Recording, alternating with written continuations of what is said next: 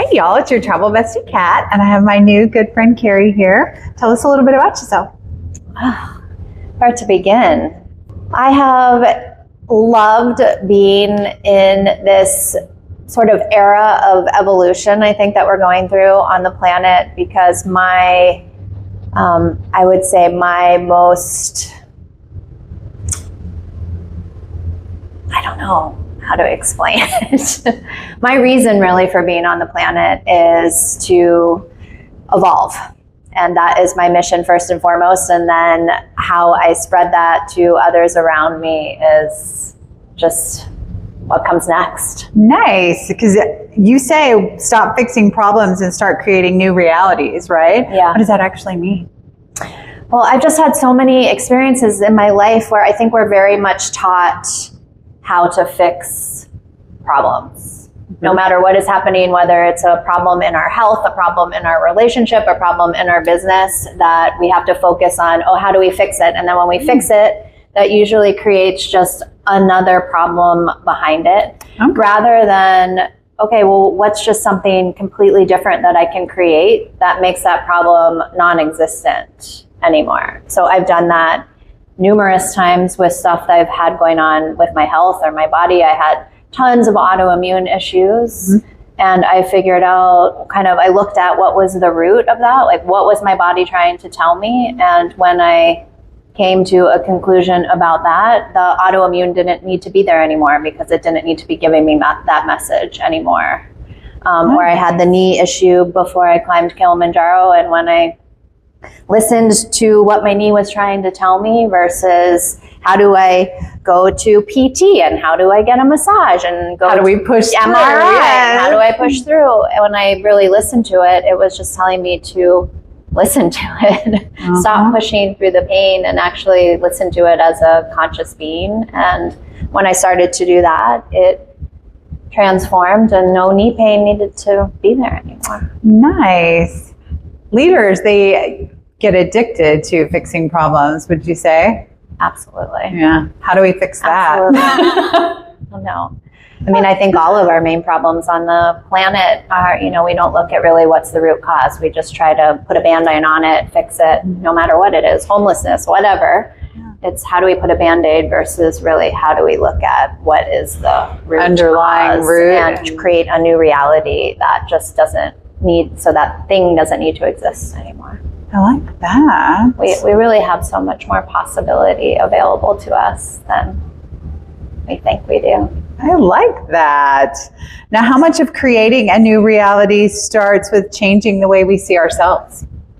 I think that is the root of it. That's the crux right there. That is the crux. Yeah, I think you just nailed it.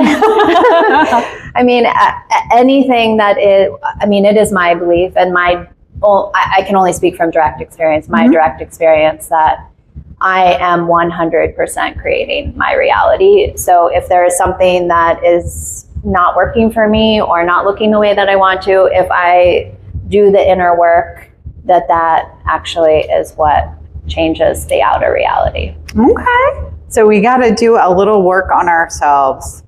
What do you tell someone who knows they want something different but is terrified to make those changes or do that work? I guess I would be first curious what the fear is around getting to know themselves deeper. I mean, I think a lot of people have that because it is not waving a magic wand and there's no wand. No, there's no wand. I've tried so dang hard. I've looked everywhere. I got one at home. We went to Universal. I was going to be like, I have tried every shortcut possible. I think. And I think in my experience, if people can see it as a curiosity and as a game to play, rather, we take ourselves so seriously. We sure do. And the inner work so seriously. I know I'm a competitive ass. She doesn't know that. I'm telling her right now. That if, one thing I always tell people is if you can scan way back, pull way back and look down at yourself from far away, it changes the perspective of the seriousness. So you can kind of be like, oh my God, look at what we're doing. Look at what I'm doing down there, being so serious. I just had that experience on stage when I totally forgot my words for the first time. And it was so easy to like beat myself up. And when I pulled back, it's like this little blip. Mm-hmm. And like I told her, you weren't going to see me up there on that stage. So she is a badass for even doing it, because that is brave. Oh, thank you. So brave. Thank you. I was proud of you. Oh, thank you. Okay, tell me about Kilimanjaro. What sparked you wanting to climb it?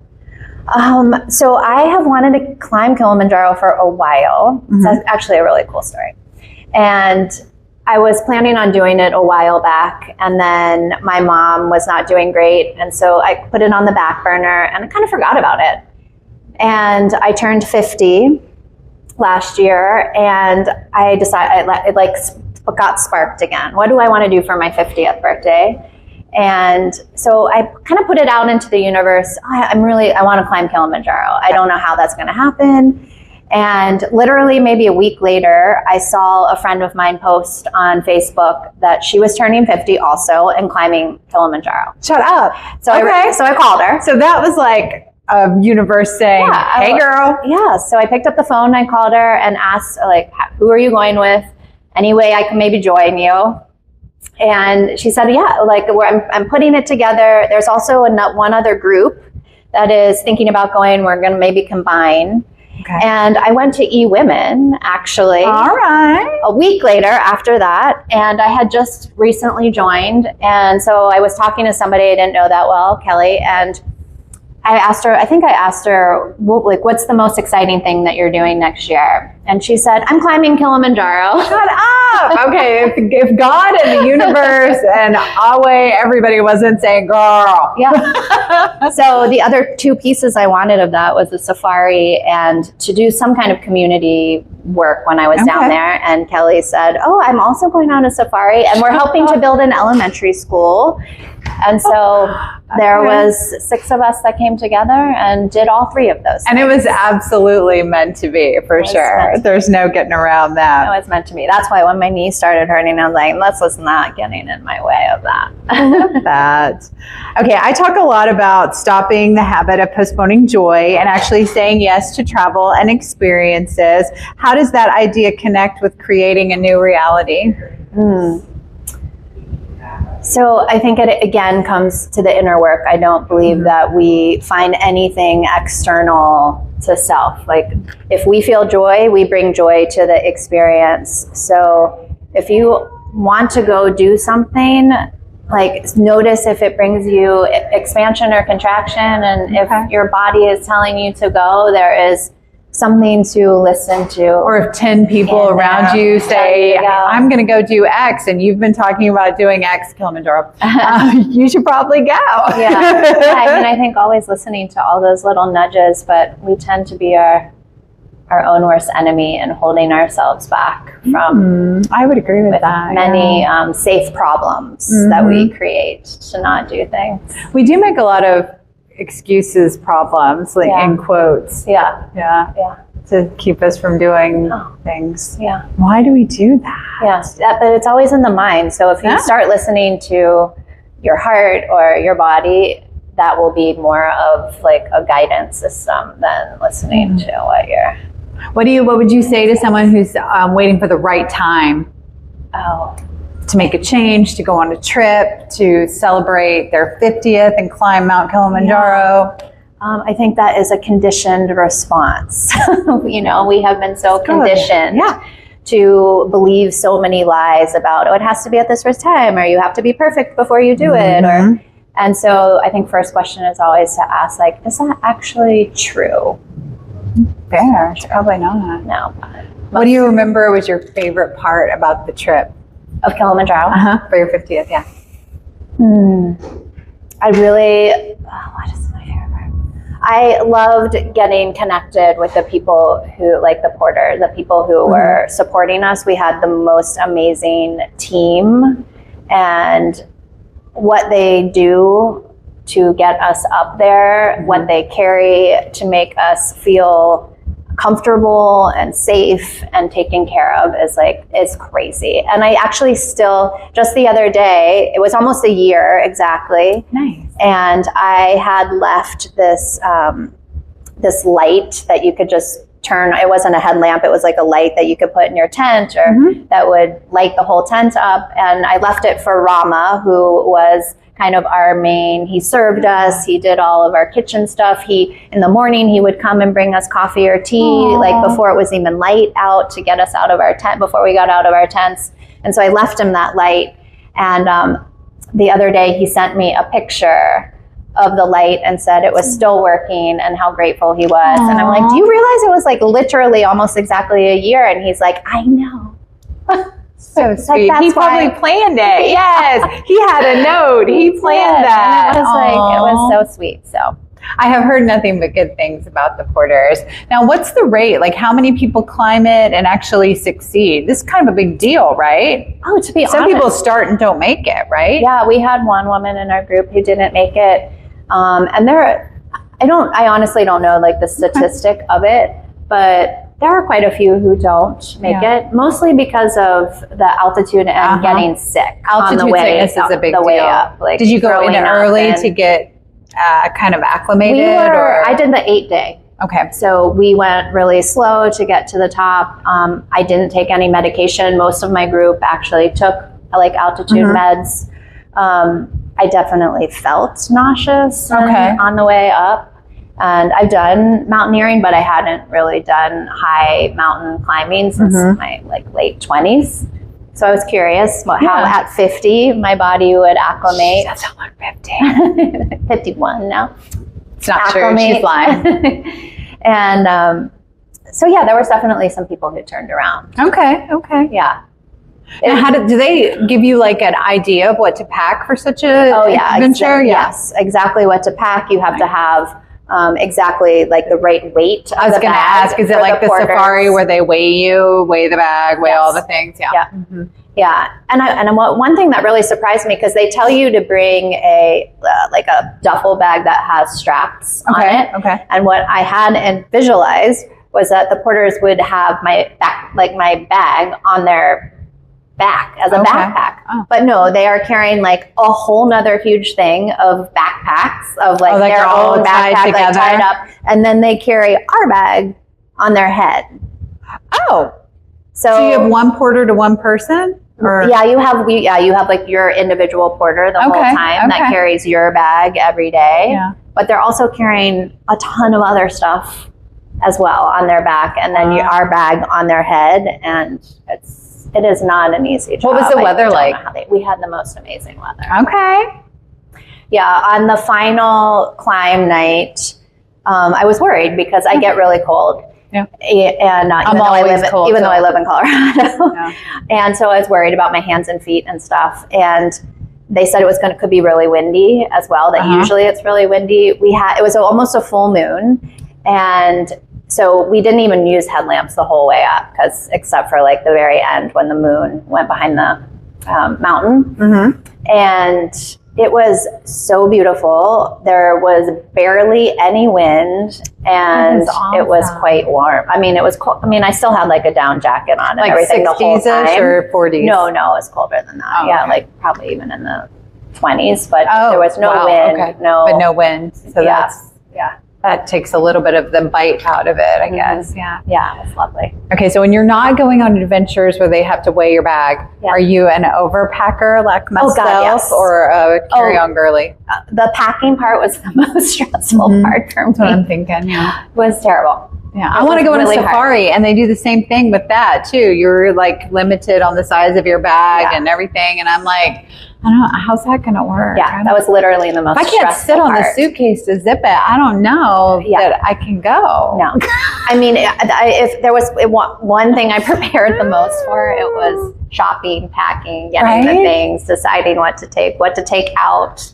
Do you have a packing list still that you kept together? Okay, you'll have to send it to me, and I'll post it up here for anyone who's going. Be like, this is an overpacker's guide to Kilimanjaro. Because they're going to weigh your bag. Yeah. And the heaviest thing I had was I brought tons of hand warmers and foot warmers because I was so stressed about the potentiality of being cold. Yeah. And I never used one of them. Oh, shut up. Did you leave them? Not one. Yes. They don't get them. They can't ship them down there. Yeah. So I left all of them for the porters, and everyone was so happy. Why they can't ship them down there? I don't know. They don't get them there. Oh, that's weird. All right, when you fly, are you an aisle seat or a window girly? If I'm on a short flight, I am an aisle. Mm-hmm. If I'm on a long flight, even though I have to go to the bathroom a lot, I like to be able to lean against the window when I'm sleeping. Nice. Yeah. But otherwise, aisle if it's short, because I like to have access. Now, do you solo travel? A lot. Okay. What's been your best solo trip? I think my best solo trip I ever went on was I did a yoga retreat in Italy and then stayed in Italy for about 3 weeks afterward and just traveled all around by myself. Is that your like eat, pray, love moment right there? A little bit. Yeah. Okay. Yeah. But I've been so many places by I've been to Asia by I don't believe people when they say it's not safe somewhere. I just am hyper aware. I think you just have to pay attention. Because I've been all over Asia by myself. So we got to pay attention if we're walking down the street in Chicago, let alone anywhere else. Just being smart. And I think most places don't want to mess with the tourists because they want you to come back and feel safe so that they'll get the revenue from that. Yeah. Some people say that even as a woman, and I personally have never had a bad experience at all, but I also am smart and aware. And I think that's the ticket. You have to be smart and aware. Yeah. Yeah. Whether you're a solo male, solo woman. Yeah. It doesn't matter on that front. I think you just have to keep your eyes open. Yes. Keep, your head on a swivel. Yeah. Okay, if someone's listening today and is completely stuck, whether it's their business, their career, their personal life, what's the very first thing you tell them to do tomorrow morning? So I have, with many of my clients, I tell them to do a check-in every morning when they think about their inner world team. Mm-hmm. Like, you're not good enough one, you're overachiever, you're a perfectionist. I tell them to imagine that they're sitting around a boardroom table. Okay. As the CEO of their inner world team, and to do a quick check-in and to see who needs their attention, and just to start spending some time with your own inner world and do a check-in, give them some love, because most of the time the stuckness is just because you're just like trying to push through it, trying to rush through it, and unless you actually sit and love those aspects that are kind of holding you back or having a temper tantrum, it's just going to continue happening until you pay attention. That's so true. Now, if someone wants to work with you, where do they find you? You can go to evolve.institute is our website. You can find me on Instagram under my name, Kerry Borcherding is my handle. Awesome. And I'll put all of this up here for you so you can find it and you can find her. And if you want to get unstuck on anything, she's your girl. Thank you. Anything else everybody needs to know? Anything anybody else needs to know? I think if there is one thing that I would tell anybody to ask themselves, no matter what you're doing each and every day, it would be, am I doing the loving thing? Oh, I love that. Because if you lead with love, things will go well. To yourself, especially. Yes. Like, not just to other people or out in the world, but sometimes am I we're doing mean the to ourselves. Loving thing to myself. Yeah. And that also helps to get unstuck. I don't always say the nicest things to myself. No. So I agree. We should lead with love, especially with ourselves, right? Yeah. That person in the mirror. Yeah. Awesome. Thank you so much. Thanks for having me. You're the bestest. You did good. Oh, thanks. Yay.